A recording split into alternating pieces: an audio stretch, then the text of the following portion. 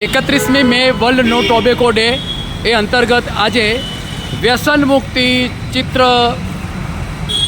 જે બેનર્સ દ્વારા આજે સંદેશો પાઠવવા માટે આવ્યો છે। અહીંયા મારી સાથે ડૉક્ટર મિહિરભાઈ હાજર છે। સર, આજના તબક્કે આપ શું કહેવા માગો છો? સર, વ્યસન મુક્ત ઇન્ડિયા થવું જોઈએ અને યુથને ખૂબ પ્રેરણા આપવી જોઈએ। વ્યસન મુક્ત થઈ અને ઇન્ડિયા ખૂબ આગળ આવે એ માટે બહુ સારો। સાહેબ, આજના યુવાધન માટે આપ શું કહેવા માગો છો કે આજનું યુવાધન વ્યસનોની અંદર અટવાઈ રહ્યું છે, એના માટે આપ શું કહેવા માગો છો? સર, આજે યુવાધનને વ્યસન મુક્ત થવું જ જોઈએ અને બહુ જ આગળ ઇન્ડિયા આવે એ માટે ખૂબ સારા પ્રયાસો કરવા જોઈએ।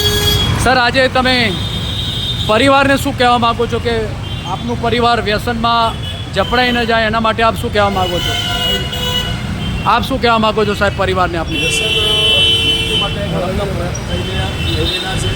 સરકાર દ્વારા પણ પ્રયત્નો થઈ રહેલા છે।